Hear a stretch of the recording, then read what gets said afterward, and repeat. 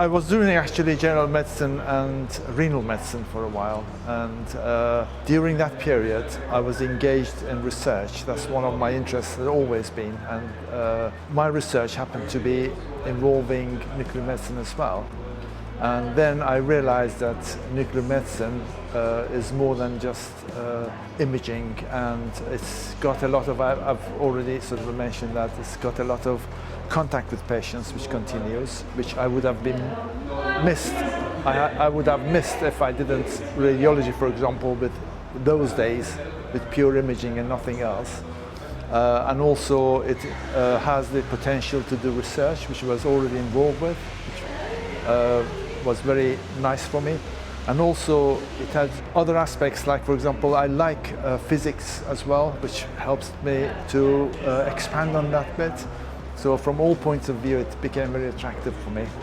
Maintaining the scientific side, the research side, as well as the patient contact, which when you've done general medicine or College of Physicians training, you would miss that if you don't have the patient contact anymore. So it gave me a very good combination of all of them, which I'm glad to see that it continues to be the same after decades. So it's really kept itself well.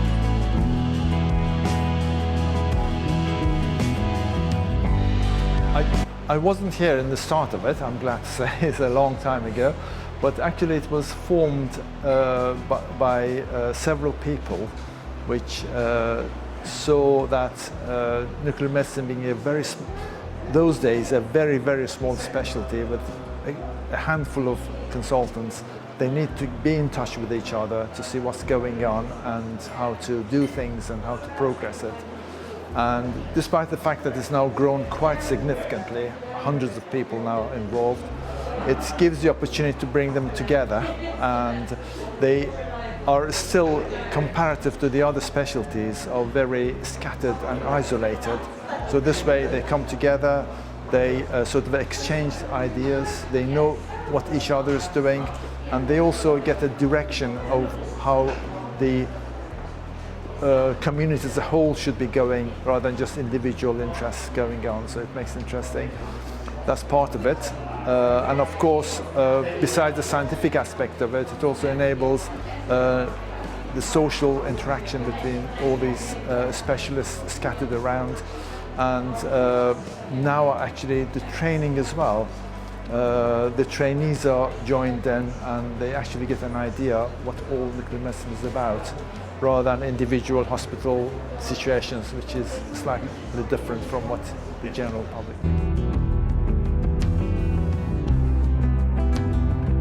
Actually, two things excite me. One of them is the fact that there's a lot of new things, especially the therapies, and I also find it very nice that the targeting is getting better. And not only we target the organ, we also don't irradiate more than a few millimeters outside it, which gives a very precise sort of treatments. And it's really becoming more and more practical to do that, which is great in therapy side. From the point of view of imaging, we've got really a good expansion, but PET came through, and I don't think it's going to stop there. There are new ways of imaging radionuclides of different kinds, etc., which I think is progression, and it's enabled us to look into more and more disease conditions, more so in the disease, sort of the process of disease we can observe and see, which enables us. And the third one, which is not really progression as such, despite the general idea that the old tests are going, they actually aren't going. They're evolving and establishing themselves better and better, I think. And all the old things, which we always thought they're going to die with the new things coming, they're not so. They're actually improving themselves and being used more and more despite being old tests. So it's not just the new things coming, it's the changing and adaptation and improvement of the old systems, which really I think is exciting as well.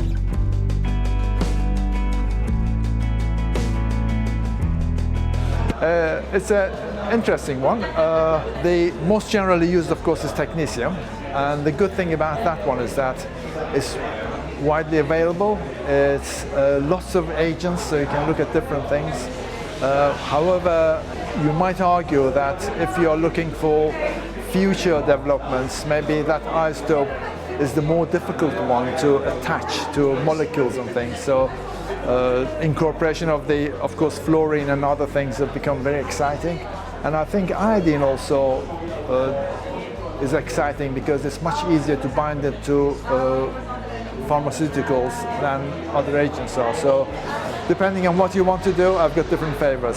So I can't choose between the several isotopes, which all seem to be quite interesting. And of course, in the future, I think maybe the alpha emitters will be a very exciting treatment option, which will be coming hopefully. But we'll wait and see.